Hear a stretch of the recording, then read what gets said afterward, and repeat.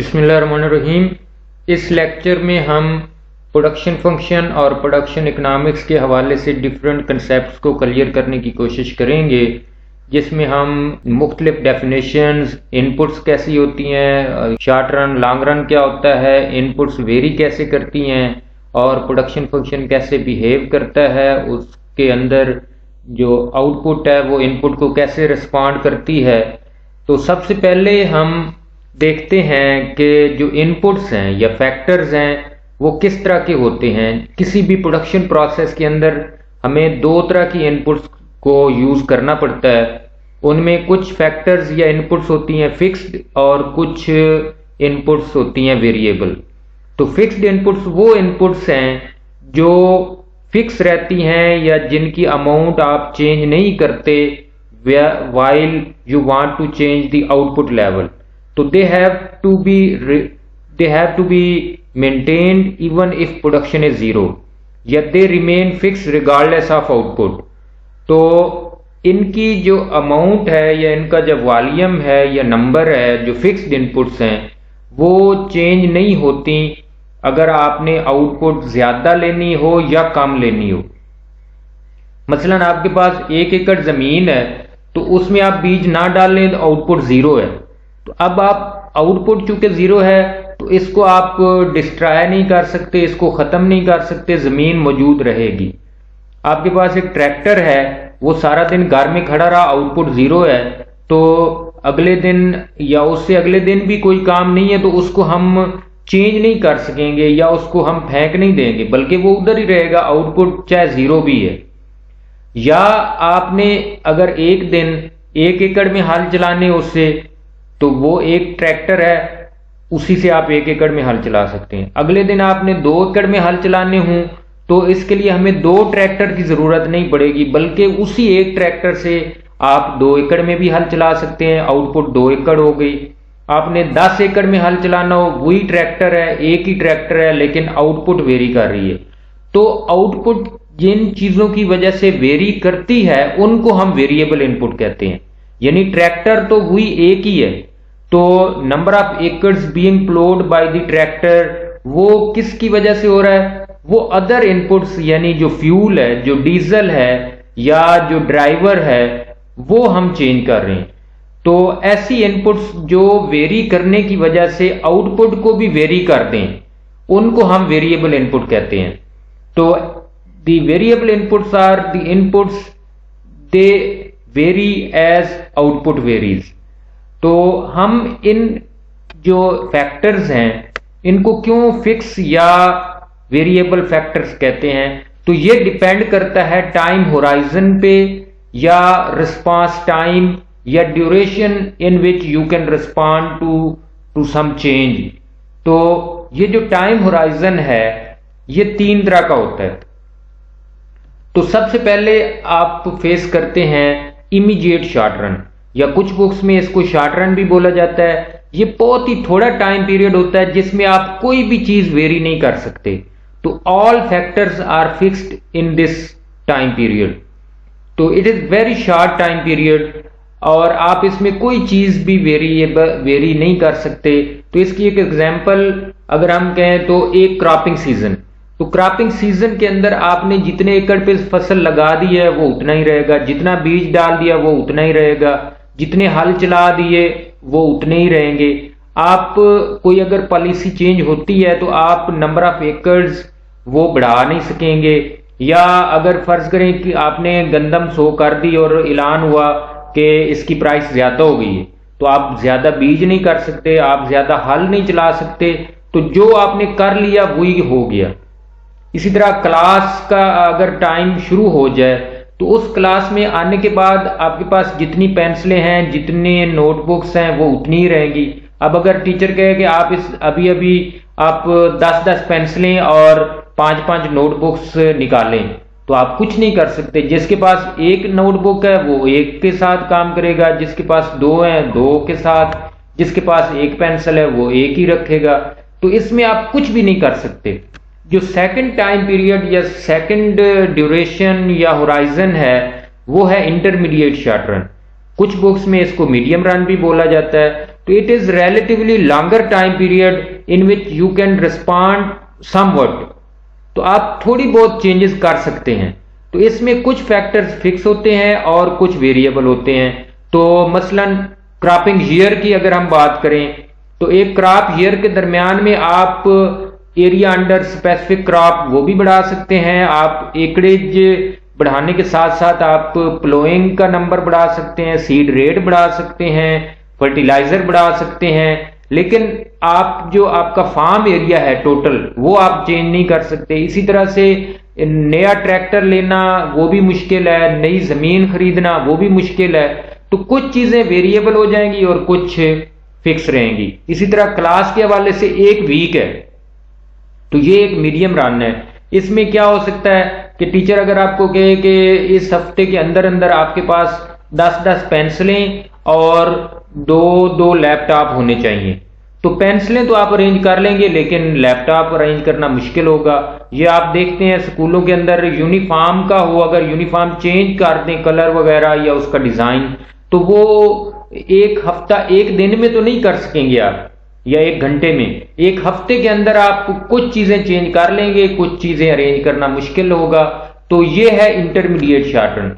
तीसरा time period जो long run होता है जिसमें आपके पास काफी ज्यादा टाइम होता है और आप बड़ी आसानी से सारी चीजें मैनेज कर सकते हैं। तो all factors are variable in this time period. तो ये यहाँ पे फिक्स की बजाय वेरिएबल होना चाहिए, जो यहाँ पे गलती से लिखा गया। तो it is quite long time period and you can effectively respond to any change. तो 3-4 साल हों तो आप नया ट्रैक्टर ले सकते हैं, नई जमीन खरीद सकते हैं और सारा कुछ। इसी तरह से एक सेमेस्टर हो तो आप जितने लैपटॉप आपको अरेंज करने पड़े, किसी से उधार लेना पड़े, किसी से मांग के ले आना पड़े, आप टीचर को दिखाएंगे और अगर उसने कहा हुआ है कि जिसके पास 2 लैपटॉप होंगे उसको नंबर मिल जाएंगे तो नंबर भी मिल जाएंगे आपको। तो आप बड़ी आसानी से अरेंज कर सकते हैं।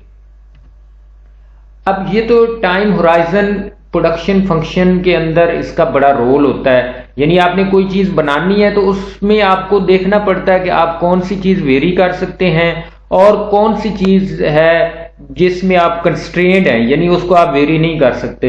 तो प्रोडक्शन फंक्शन के लिए हम मुख्तलिफ नोटेशंस यूज करते हैं, मुख्तलिफ लेटर्स यूज करते हैं। तो आमतौर पे इनपुट के लिए हम x यूज करेंगे और आउटपुट के लिए y यूज करेंगे। इसी तरह से प्रोडक्शन हो या प्रोडक्ट हो उसके लिए y यूज होता है। रिसोर्स या फैक्टर के लिए भी हम इनपुट का यूज करते हैं। तो y क्या है? ये आउटपुट है which is obtained by combining various inputs यानी x's। तो x1 plus x2 plus x3 2xn, ये इनपुट्स अब जब हम कंबाइन करेंगे तो हमें y मिल जाएगा। तो y is function of x's। तो यहाँ पे ये इसको हमने मैथमेटिकली लिख दिया है। तो y is function of x1 x2 x3 to xn। तो कोई भी चीज हो उसके अंदर एक से ज्यादा ही इनपुट्स यूज होती हैं और वो इनपुट्स आपस में जब मिलती हैं तो मिलने के अमल को फंक्शन कहते हैं। कोई भी चीज आप दुनिया में जिंदगी में करते हैं तो वो फंक्शन होता है। आप रोटी खाएं, आप लिखें, आप साइकिल चलाएं, ये सारे फंक्शंस हैं।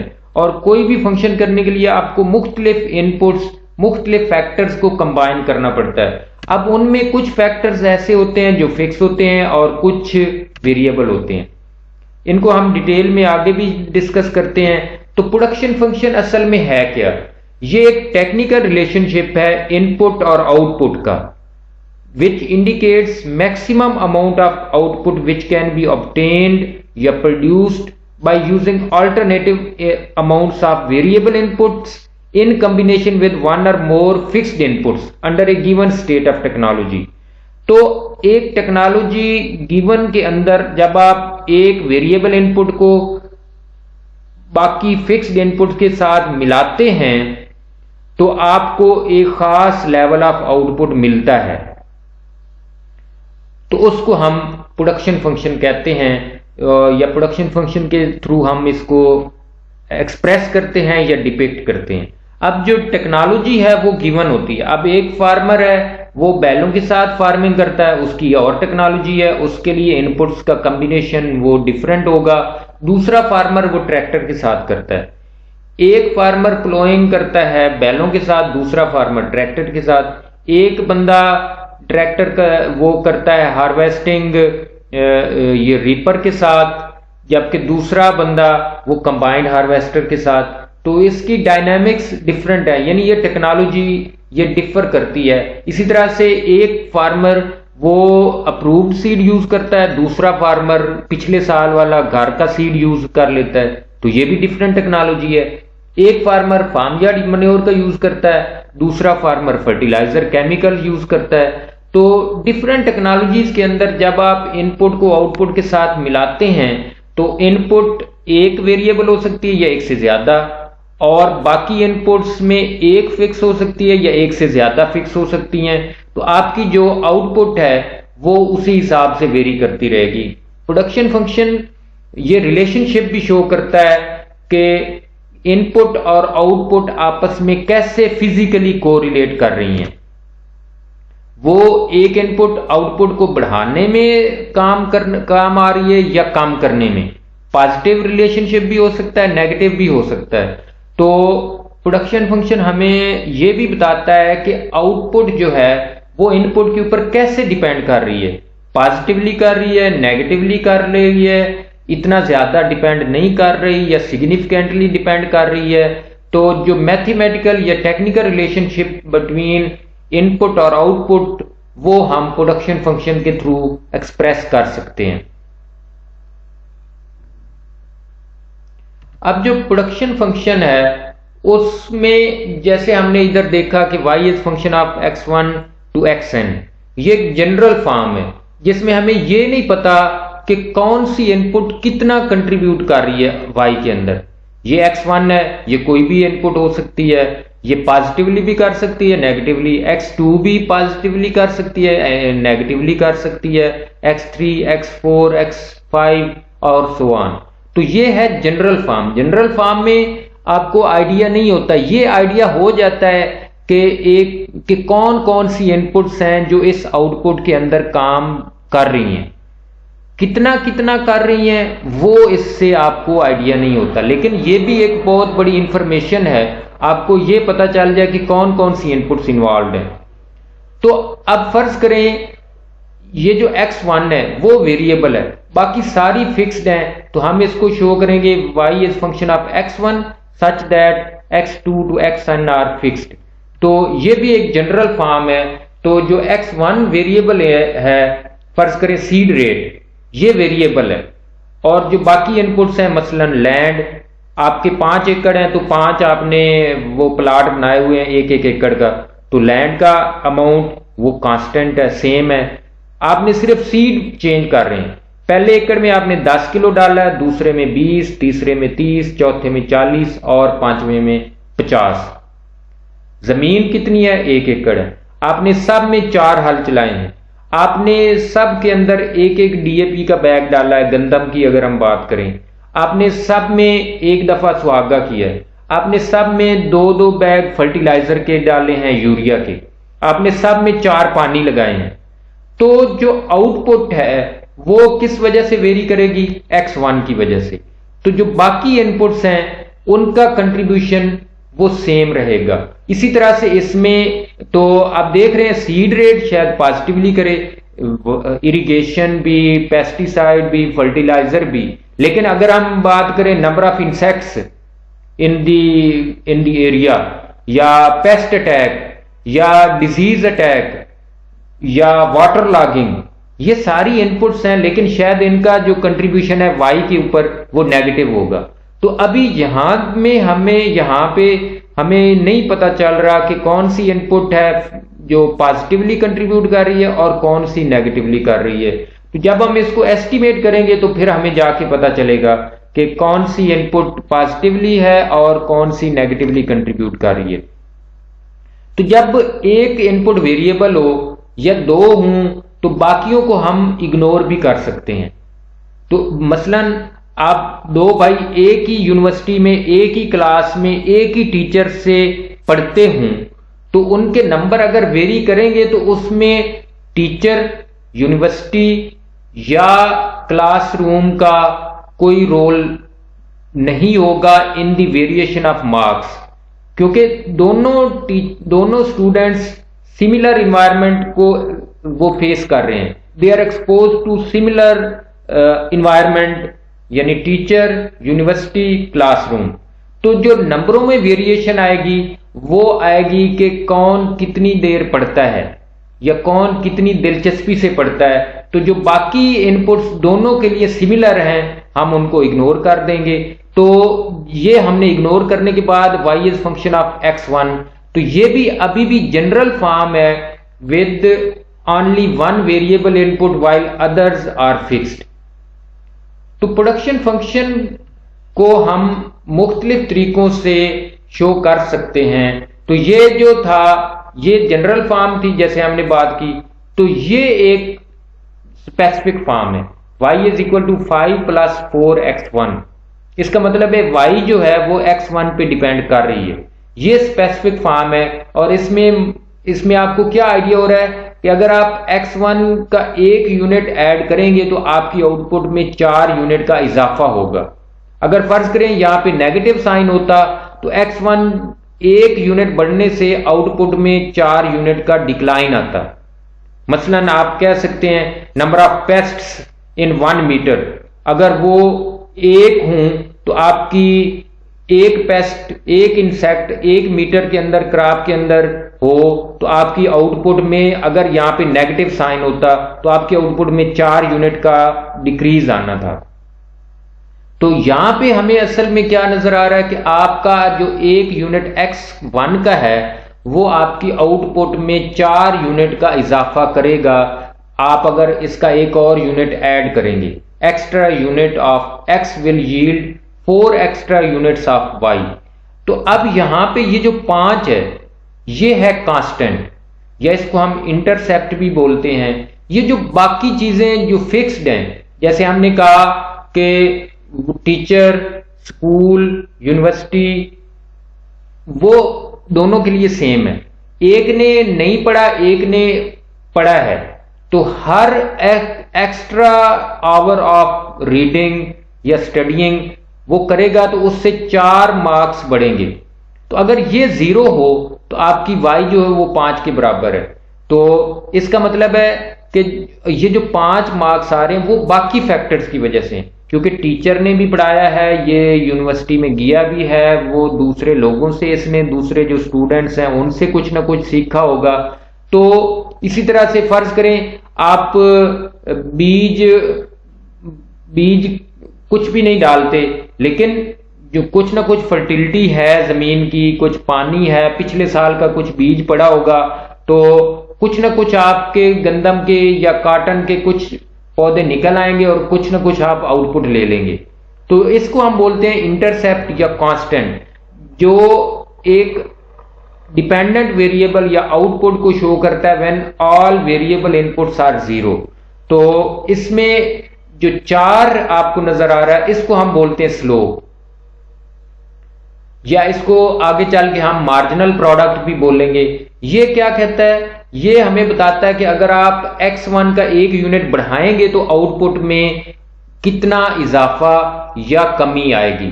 तो यहां पे तो इजाफा होना है, आप x1 का एक यूनिट बढ़ाएं आउटपुट आपकी 9 हो जाएगी, आप x2 2 कर दें तो आपकी आउटपुट 13 हो जाएगी। तो जैसे जैसे आप x1 का एक यूनिट बढ़ा रहे हैं आपकी आउटपुट 4 यूनिट के हिसाब से बढ़ रही है। तो इसको हम स्लोप बोलते हैं या marginal product, which is equal to change in output divided by change in input, या change in output due to 1 unit change in input।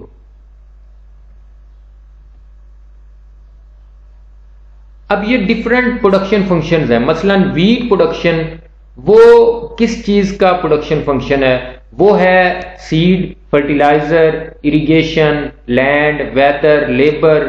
इसके अलावा भी हो सकते हैं, इसमें कोई शक नहीं है, मशीनरी हो सकती है, सॉइल फर्टिलिटी हो सकती है। लेकिन क्योंकि एक फार्म के ऊपर जो सॉइल फर्टिलिटी है वो ऑलमोस्ट सेम होगी, या मशीनरी पूरे फार्म के लिए है, या जो मैनेजमेंट है वो भी पूरे फार्म के लिए है, तो इसमें से कुछ फैक्टर्स ऐसे हैं जो फिक्स होंगे और कुछ जो हैं वो वेरिएबल होंगे। इसी तरह से आप इकोनॉमिक्स में जो आपके ग्रेड्स हैं वो किस पे डिपेंड करेंगे या वो किन चीजों का फंक्शन है, वो है स्टडी ड्यूरेशन, आप कितनी देर पढ़ते हैं, आपका IQ level, educational background, time spent in sleeping, performance at exam. तो इसमें भी कुछ ऐसे फैक्टर्स हैं जो फिक्स्ड हैं, यानी ये एजुकेशनल बैकग्राउंड या यूनिवर्सिटी, तो यूनिवर्सिटी सेम है सबके लिए, या टीचर, जो टीचर इस कोर्स को आपको पढ़ा रहा है वो सबके लिए सेम है। तो ये कोई बहाना नहीं है कि दो भाई हूं और एक के नंबर ज्यादा हूं दूसरे के कम हूं तो वो कहेंगे टीचर का कसूर है। तो एक ने जिसने ए ग्रेड लिया है उसने भी उसी टीचर से पढ़ा है, जिसने सी लिया है उसने भी उसी टीचर से पढ़ा है, यूनिवर्सिटी भी सेम है, क्लासरूम भी सेम है। तो ये फिक्स फैक्टर्स हैं। तो हम ये यहां पे आपके सामने कि एक ही टीचर एक पूरी क्लास को पढ़ाता है in the same classroom in the same university, so these are fixed as they are same for all the students, और जो इनका कंट्रीब्यूशन इन टोटल मार्क्स है वो भी सेम होगा फॉर ऑल स्टूडेंट्स। तो जो नंबरों में वेरिएशन आएगी वो वेरिएबल फैक्टर्स कौन कौन से हैं, आप 24 घंटे में कितनी देर सोते हैं, कितनी देर पढ़ते हैं, आपका इंटरेक्शन कितना कैसा है, आपकी परफॉर्मेंस इन द एग्जाम कैसी है, आपको पेपर की समझ आई नहीं आई। तो जब हम इनपुट्स मिलाते हैं तो कुछ इनपुट्स वो पॉजिटिवली कंट्रीब्यूट करती हैं, कुछ नेगेटिवली करती हैं, कुछ इनपुट्स आउटपुट में तेजी से इजाफा करती हैं, कुछ आहिस्ता से करती हैं, और कुछ इनपुट्स ऐसी हैं जिनका कंट्रीब्यूशन सिमिलर होता है, सेम होता है फॉर ऑल इनपुट्स। तो कांस्टेंट रिटर्न्स में क्या होता है कि आप जो इनपुट्स हैं आपकी वो सेम आउटपुट में इजाफा देती हैं, यानी हर एडिशनल इनपुट उतनी ही आउटपुट प्रोवाइड करती है जितनी पिछली वाली करती है।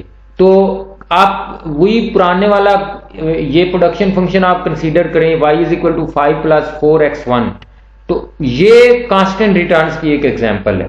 आप देखें पहली इनपुट x1 की डालेंगे तो 4 ऐड होंगे, दूसरी डालेंगे तो 4, फिर तीसरी डालेंगे तो 4 और, चौथी डालेंगे तो 4 और। तो हर x1 का हर एडिशनल यूनिट आपको सेम अमाउंट ऑफ आउटपुट का कंट्रीब्यूशन दे रहा है।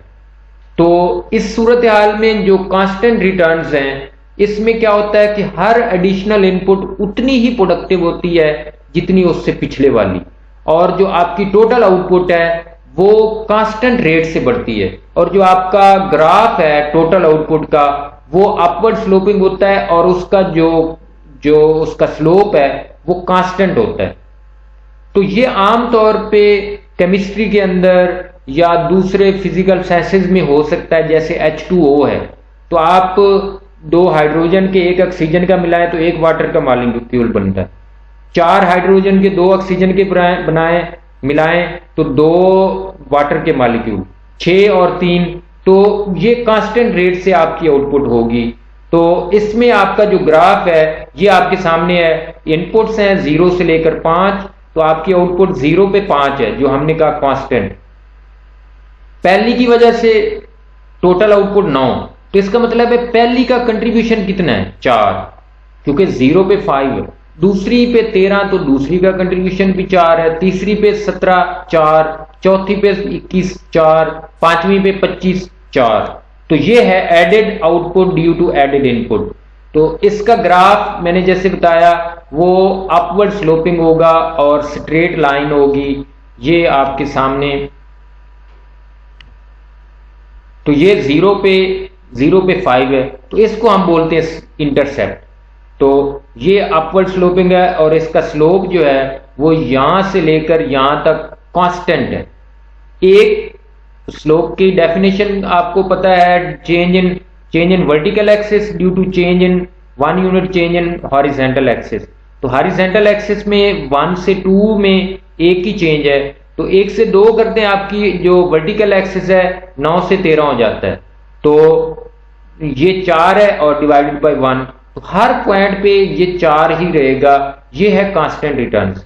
दूसरी टाइप ऑफ रिटर्न्स जो हैं उनको हम बोलते हैं इंक्रीजिंग रिटर्न्स, तो यहाँ पे आपको रिटर्न्स का भी आइडिया हो जाना चाहिए। रिटर्न्स हैं कि आप कोई स्टिमुलस देते हैं तो उसके बदले में जो आपको मिल रहा है, पहले आपने कुछ ऐड करना है तो उसके बदले में जो मिलेगा वो रिटर्न है। यानी जो आपको पेपर में नंबर मिलते हैं तो आपकी इनपुट क्या है, वो है आपका स्टडी। आप कितनी स्टडी करते हैं, तो आप सुनते हैं कि मेहनत करेंगे तो ज्यादा नंबर आएंगे, तो इसका मतलब है आपकी जो इनपुट है, जो स्टिमुलस है वो ज्यादा है तो आपको रिटर्न भी ज्यादा मिलेगी। जो कम पड़ेगा उसको रिटर्न भी कम मिलेगी। तो इसलिए रिटर्न्स का मतलब होता है कि कुछ देंगे तो क्या मिलेगा। ये यूनिलेटरल नहीं है, रिटर्न्स हैं बाइलेटरल। तो रिटर्न्स आपने सुना होगा दोनों हाथों से ताली बजेगी, एक हाथ से कुछ नहीं होगा। बस आप एक्सपेक्ट करें कि बैठे बिठाए नंबर आ जाएंगे, तो ऐसा मुमकिन नहीं है। तो रिटर्न्स में इंक्रीजिंग रिटर्न्स का मतलब है कि हर एडिशनल इनपुट के बदले में मिलने वाली जो एडिशनल आउटपुट है वो पिछले की निस्बत ज्यादा होगी। तो पिछले की निस्बत ज्यादा होने का मतलब क्या है कि जो एडिशनल इनपुट आपने डाली है वो पिछले की निस्बत ज्यादा प्रोडक्टिव है। तो आपकी जो टोटल आउटपुट है वो पहले की निस्बत तेजी से बढ़ेगी। तो जो ग्राफ है वो अपवर्ड स्लोपिंग होगा और जो स्लोप है वो बढ़ भी रहा होगा। तो हम इसकी एग्जांपल भी आगे चल के करेंगे। तो ये है टेबल की फॉर्म में आपके सामने, ये इनपुट्स हम डाल रहे हैं 0 1 2 3 4 5। 0 पे 0 है, फर्ज करें आउटपुट, 1 पे आउटपुट हमारी 2 है। तो इसका मतलब है पहली इनपुट ने हमें 2 यूनिट ऑफ आउटपुट दिए, 2 पे हमारी टोटल आउटपुट 5 यूनिट हो गई। तो इसका मतलब है दूसरी इनपुट ने 3 यूनिट दिए, तीसरी पे 9 है तो तीसरी ने 4 यूनिट, चौथी पे 14 है तो चौथी ने 5 यूनिट आउटपुट के, और पांचवी पे 20 है तो पांचवी ने 6 यूनिट। तो ये देखें हर जो एडिशनल इनपुट है वो पहले की निस्बत ज्यादा प्रोडक्टिव है। तो added output due to each added input आप देख रहे हैं वो बढ़ रही है। तो आप change in this divided by change in input करें तो आपके सामने है इसका ग्राफ। जैसे मैंने आपको बताया ये अपवर्ड स्लोपिंग होता है और इसका स्लोप भी बढ़ रहा होगा, ये आप देख सकते हैं। तो जैसे जैसे आप इस साइड पे जा रहे हैं इसका स्लोप या ढलवान या चढ़ाई ज्यादा होती जा रही है। तो इसका मतलब है हर जो एडेड इनपुट है वो पिछले की निस्बत मोर प्रोडक्टिव है। तीसरा हमारे पास होता है डिक्रीजिंग रिटर्न्स। तो जो नेचुरल या फिजिकल या एग्रीकल्चरल प्रोडक्शन है उसके अंदर ये वाला फिनोमेना भी आपको नजर आता है। तो कोई भी आप जो नेचुरल प्रोडक्शन आप करते हैं जिसमें नेचर इन्वॉल्व है तो डिक्रीजिंग रिटर्न्स की फेज आएगी। आप ये नहीं है कि आप कंटिन्यूअसली 24 घंटे 2 महीने आप पढ़ते ही जाएं, ऐसा नहीं हो सकता। आप पढ़ाई शुरू करते हैं, शुरू में आप ऐसा से लर्न करते हैं, फिर एक ऐसा आता है कि आपकी लर्निंग तेज हो जाती है, लेकिन आप कंटिन्यू करेंगे, बंदा एक ही है तो एक फेज आएगी कि उसकी लर्निंग कम होना शुरू हो जाएगी। तो डिक्रीजिंग रिटर्न्स में क्या होता है कि आप रिटर्न्स डिक्रीज कर रही हैं, यानी आप जो स्टिमुलस दे रहे हैं उसके बदले में मिलने वाला जो बदला है या रिटर्न्स हैं वो कम हो रही हैं। तो टोटल फिर भी बढ़ेगा, रिटर्न्स तो हैं लेकिन रिटर्न्स डिक्लाइन कर रही हैं। तो इसमें हर जो एडिशनल इनपुट है वो कम प्रोडक्टिव होती है देन द प्रीवियस वन। तो टोटल आउटपुट इसमें जो नोट करने वाली बात है, टोटल आउटपुट बढ़ती है लेकिन डिक्रीजिंग रेट से। तो जो इसका ग्राफ है वो अपवर्ड स्लोपिंग तो होता है लेकिन स्लोप कम हो रहा होता है। तो इसकी एग्जांपल भी मैं आपको बताऊंगा। ये आपके सामने है, आपने इनपुट डाली 0 से 5, तो 0 पे 0 है, 1 पे आपकी टोटल आउटपुट 5 है। तो पहली इनपुट ने 5 यूनिट दिए, 2 पे 9 है, तो दूसरी पे जो कंट्रीब्यूशन है दूसरी का वो 4 है, तीसरी का 3 है, चौथी का 2 है और पांचवी का ये यहाँ पे 15 होना था तो ये गलती से 25 हो गया, तो पांचवी का 1 है। तो आप देख रहे हैं जैसे जैसे हम इनपुट डाल रहे हैं हर एडेड इनपुट का जो कंट्रीब्यूशन है वो पिछले की निस्बत कम हो रहा है। तो लेकिन टोटल फिर भी बढ़ रहा है। रिटर्न्स कम होती जा रही हैं लेकिन टोटल ने बढ़ना ही बढ़ना है, क्योंकि कुछ ना कुछ तो आ रहा है। तो इसका ग्राफ अपवर्ड स्लोपिंग होता है, लेकिन आप देख सकते हैं शुरू में ढलवान या बुलंदी ज्यादा है चढ़ाई, लेकिन जैसे जैसे आप आगे जा रहे हैं इसका स्लोप कम हो रहा है। तो ये जो डिक्रीजिंग रिटर्न्स हैं ये होती हैं due to law of diminishing returns. ये लॉ हमें क्या बताता है कि अगर आप एक वेरिएबल इनपुट कंटिन्यूअसली किसी खास फिक्स्ड इनपुट के साथ कंबाइन करते जाएंगे तो एक पॉइंट ऐसा आएगा कि आपको मिलने वाली जो एडिशनल आउटपुट है वो कम होना शुरू हो जाएगी।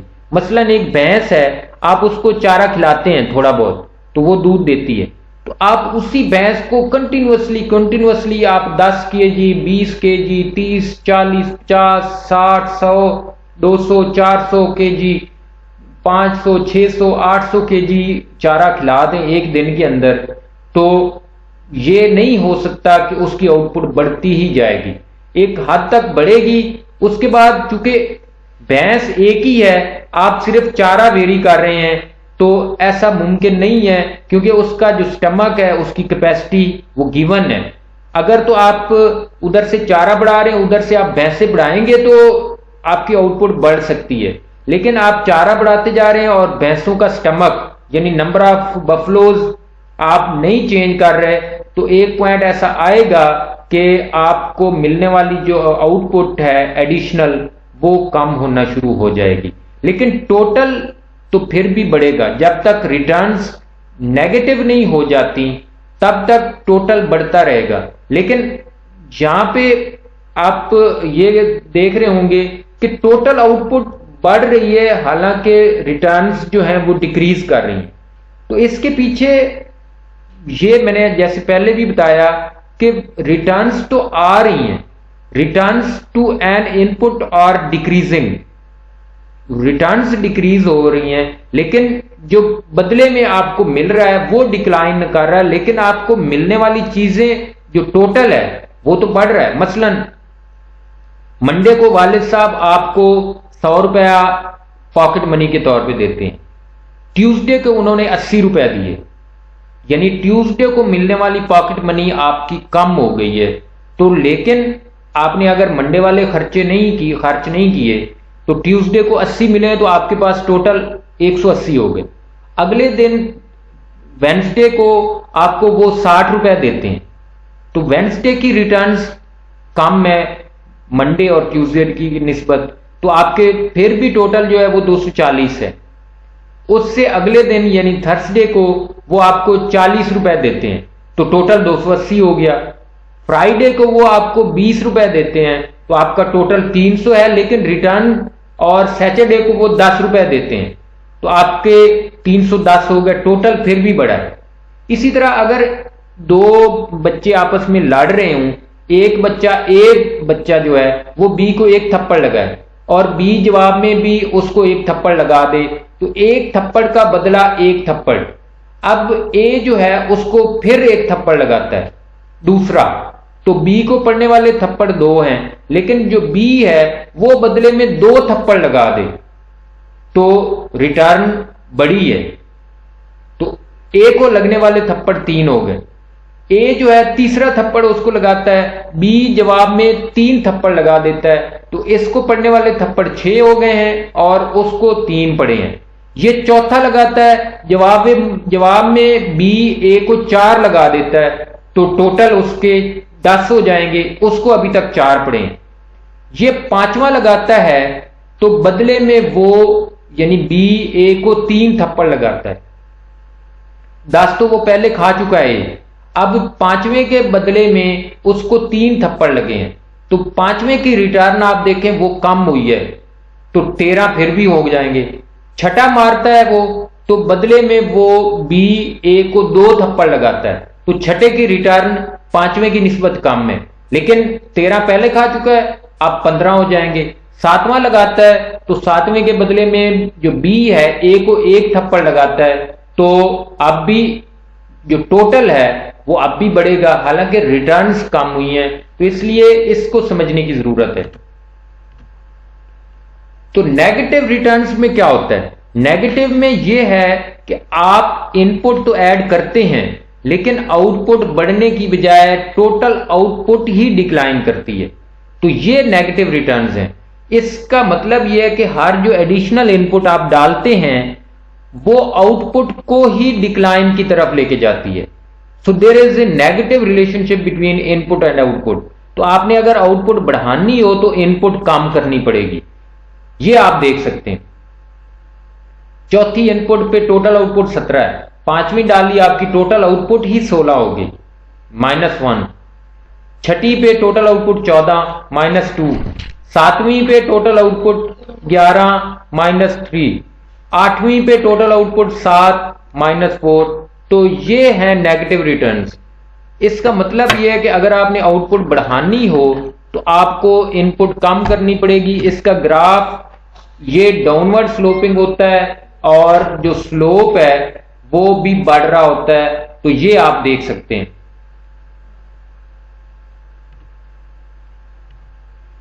ये नेगेटिव रिटर्न है, ये ऊपर से नीचे। तो आप इनपुट बढ़ाएंगे तो ये और नीचे आएगा, टोटल आउटपुट भी कम होगी और हर जो एडिशनल इनपुट आप डाल रहे हैं उसकी वजह से टोटल आउटपुट में जो डिक्लाइन है वो भी बढ़ता जाएगा। तो आपने अगर इनपुट कम करेंगे तो आपकी आउटपुट बढ़ना शुरू हो जाएगी। तो नेगेटिव रिटर्न्स भी एक स्टेज ऐसी आती है, जैसे हमने कहा कि भैंस को आप चारा खिलाना शुरू कर देंगे तो कुछ हद तक तो वो इसको टॉलरेट करेगी, लेकिन आप हद से ज्यादा करेंगे तो वो बीमार भी हो जाएगी। तो अब उससे आउटपुट मिलने की बजाय आपके उसके ऊपर खर्चा भी होगा, टोटल आउटपुट भी नहीं बढ़ेगी और आपको और ज्यादा उसके लिए केयर करनी पड़ेगी, उसका दवा इलाज करना पड़ेगा।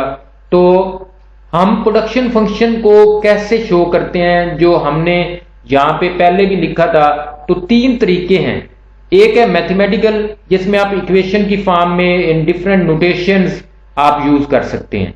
तो प्लस माइनस, ये +4 है, तो अगर जैसे हमने कहा कोई पेस्ट या इंसेक्ट हो या वाटर लॉगिंग हो या सैलिनिटी हो तो उनका नेगेटिव होगा, तो ये यहाँ पे नेगेटिव आएगा। पॉजिटिव होगा तो प्लस होगा। दूसरा तरीका जो है वो है टेबुलर, या उसको हम प्रोडक्शन शेड्यूल बोलते हैं, यानी टेबल की फॉर्म में, जिसको हमने पहले भी शो किया। एक तरफ इनपुट डाल लिखते हैं आप, दूसरी तरफ आउटपुट, और ये आपकी जो additional output due to each added input वो आप लगा देंगे तो आपके पास टेबुलर फॉर्म के अंदर आपको पता चल जाएगा। टेबुलर जो मैथमेटिकल है उसमें आपको कैलकुलेशन करनी पड़ती है, लेकिन जब आप इसको कैलकुलेट करके आप टेबल की फॉर्म में ले आते हैं तो जो कम पढ़ा लिखा बंदा है उसको फौरन पता चल जाएगा कि अगर मैं 2 इनपुट डालूं तो मेरी टोटल आउटपुट 13 हो जाएगी, 4 डालूंगा तो मेरी टोटल आउटपुट 21 हो जाएगी। तो ये है टेबुलर फॉर्म। तीसरी फॉर्म है ग्राफिकल। ग्राफिकल में क्या होता है कि आप इनपुट को हॉरिजॉन्टल एक्सिस पे लेते हैं और आउटपुट को वर्टिकल एक्सिस पे लेके उसको प्लॉट करते हैं। अब ग्राफिकल का एक और बेनिफिट ये है कि जो हमने जो टेबुलर में देखा उसमें था आप डिस्क्रीट यूनिट्स के लिए आपको पता चलता है, लेकिन जो मैथमेटिकल है उसमें आप जैसे अगर हमने x1 1.5 करना हो तो आप उसको 1.5 पुट करें, आपके सामने उसकी वैल्यू भी आ जाएगी।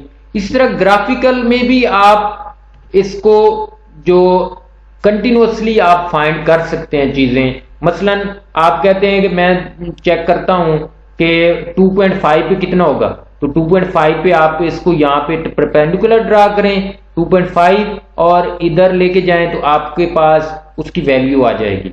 तो ये जैसे हमने पहले भी ड्रा किया था, ये टोटल आउटपुट है इस फंक्शन के लिए, इस इक्वेशन के लिए।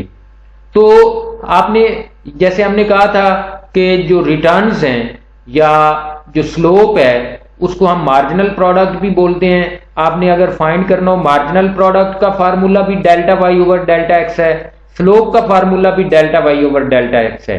तो इसका स्लोप कांस्टेंट है, हमने पहले भी बात की, क्योंकि ये देखिए डेल्टा एक्स ये 1 के बराबर है, 2 - 1, डेल्टा वाई 13 - 9 वो 4 है तो 4 के बराबर आएगा। क्योंकि आप एक इनपुट से 2 इनपुट करते हैं तो आप इस पॉइंट से इस पॉइंट पे जाते हैं, इसमें दो तरह का डिस्टेंस आप कवर करते हैं, कुछ हॉरिजॉन्टल कुछ वर्टिकल।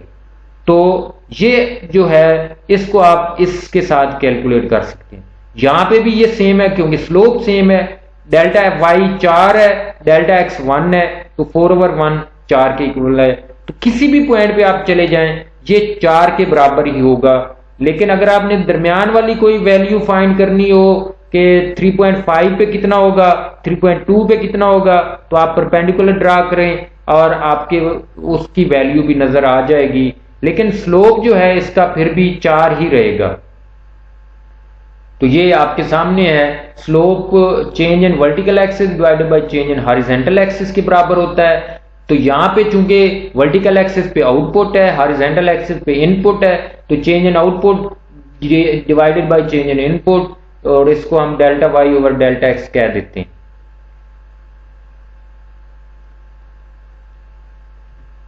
तो प्रोडक्शन कर्व्स जब आप इनपुट को आउटपुट के साथ कंबाइन कर रहे हैं तो हमारे पास 2-3 तरह के प्रोडक्ट कर्व्स आते हैं। उनमें टोटल फिजिकल प्रोडक्ट कर्व है जो हमें शो करता है maximum amount of output which can be obtained at each level of variable input. तो टोटल फिजिकल प्रोडक्ट कर्व हम नेक्स्ट पार्ट के अंदर कवर करेंगे, बल्कि इसी के अंदर भी हम करते हैं इसको। तो ये हमें शो करता है कि खास इनपुट लेवल पे हमारी टोटल आउटपुट कितनी होगी।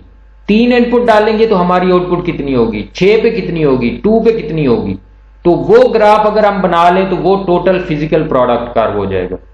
एवरेज फिजिकल प्रोडक्ट क्या होता है, ये हमें शो करता है average amount of output per unit of variable input with some fixed amounts of input. यानी फर्ज करें आपने 4 बैग फर्टिलाइजर के डाले और आपकी टोटल आउटपुट आई 40 मन, तो average output per unit of fertiliser bag वो कितनी है, तो 40 को 4 के ऊपर डिवाइड करेंगे। आपकी 5 एकड़ में से टोटल जो वीट की पैदावार है वो 200 मन है, तो एवरेज पैदावार कितनी हुई, 200 डिवाइडेड बाई 5, तो 40 मन। तो ये इसका फार्मूला है y over x, total physical product divided by input use. तो आप किसी भी फैक्टर के लिए एवरेज फिजिकल प्रोडक्ट फाइंड कर सकते हैं। इरिगेशन के लिए 200 मन गंदम मिली और आपने 5 इरिगेशन दी हर एकड़ के लिए, तो 40 मन पैदावार आपकी ऑन एन एवरेज 1 एकड़ से आई है, तो आपने 5 पानी लगाए हैं, तो इसका मतलब है हर पानी के बदले में आपको 8 मन मिले हैं। तीसरा जो कर्व होता है वो होता है मार्जिनल फिजिकल प्रोडक्ट कर्व, जिसको हमने स्लोप भी ऊपर कहा था। तो वो हमें क्या शो करता है, additional amount of output due to an additional unit of variable input with other inputs fixed. तो फिक्स्ड इनपुट्स एक भी हो सकती हैं, एक से ज्यादा भी हो सकती हैं, या इसको हम इस तरह से भी डिफाइन करते हैं, change in output due to the use of an other variable input, या addition made to total output by the addition of one more input. तो यहां पे आपके सामने इसकी एग्जांपल है, ये हमारे पास इनपुट्स हैं, ये आउटपुट्स हैं। तो एवरेज फिजिकल प्रोडक्ट पहले लेवल पे तो ये इंफिनिटी, दूसरे पे total physical product y divided by x, 2/1 2, 5/2 2.5, 9/3 3, 11/4 2.75, 12/5 2.4, 11/6 1.83। ये है average physical product. Marginal physical product कैसे आता है, change in y divided by change in x। तो ये 2 लेवल्स के दरमियान होता है, यानी 0 से 1 किया है तो चेंज इन x 1 है, तो ये 0 से 2 हो गया, तो चेंज इन y कितना है, 2 है, 2/1 2। या जैसे हमने कहा था addition made to total output by the use of one more unit of variable input. तो 0 पे 0 था, हमने एक और इनपुट डाली तो टोटल आउटपुट में कितना एडिशन हुआ है, 2 का। हमने एक और इनपुट डाली तो टोटल आउटपुट में कितना एडिशन हुआ है, 3 का। हमने एक और इनपुट डाली, टोटल आउटपुट में कितना एडिशन हुआ है, 4 का। फिर कितना हुआ है, 2 का। फिर कितना हुआ है, 1 का। फिर कितना हुआ है, -1 है। ये नेगेटिव रिटर्न है। तो ये टोटल फिजिकल प्रोडक्ट कर्व आपके सामने है। इसको हम अगर ड्रा करते हैं किसी भी फंक्शन के लिए, तो या ये जो हमने एग्जांपल ली थी, तो इसमें तीनों तरह के आपको नजर आएंगे कि इंक्रीजिंग रिटर्न्स भी हैं, डिक्रीजिंग रिटर्न्स भी हैं और नेगेटिव रिटर्न्स भी हैं। तो यहां पे आपको दो तीन तरह का बिहेवियर आपको नजर आता है। यहां पे इस पॉइंट को देखें, इसको हम बोलते हैं पॉइंट ऑफ टेंजेंसी। आप यहां से ओरिजिन से एक कर्व ड्रा करें, लाइन ड्रा करें जो टोटल फिजिकल प्रोडक्ट को जहां पे टच करेगी उसको हम बोलते हैं पॉइंट ऑफ टेंजेंसी। ये एक ऐसा पॉइंट है जहां पे marginal physical product average physical product के बराबर होता है। दूसरा जो पॉइंट ऑफ इंटरेस्ट है वो है ये वाला। ये वो पॉइंट है जहां से टोटल प्रोडक्ट इंक्रीजिंग रिटर्न्स की बजाय डिक्रीजिंग रिटर्न्स की तरफ चला गया है। तो ये है पॉइंट ऑफ इन्फ्लेक्शन। इस पॉइंट के ऊपर क्या है कि आपकी जो डिक्रीजिंग रिटर्न्स हैं वो शुरू होती हैं, यानी जो टोटल प्रोडक्ट है इस पॉइंट से अपनी डायरेक्शन चेंज करता है from increasing returns to decreasing returns. यानी जो टोटल प्रोडक्ट है it starts increasing at decreasing rate instead of increasing at increasing rate. तो ये हम आगे चल के नेक्स्ट पार्ट के अंदर देखेंगे कि इस पॉइंट के ऊपर मार्जिनल प्रोडक्ट मैक्सिमम होगा। ये तभी नेगेटिव डिक्रीजिंग रिटर्न्स होंगी जब मैक्सिमम अचीव होने के बाद ये फिर नीचे की तरफ आना है डिक्रीजिंग रिटर्न्स। तो कमरे की छत हो तो आप नीचे जितने जोर से बॉल फेंकें वो ऊपर मैक्सिमम को उसको टच करके फिर नीचे की तरफ आएगा। तो ये ऐसा पॉइंट है जहां पे मार्जिनल फिजिकल प्रोडक्ट मैक्सिमम होगा। इसको हम नेक्स्ट पार्ट के अंदर कवर करेंगे।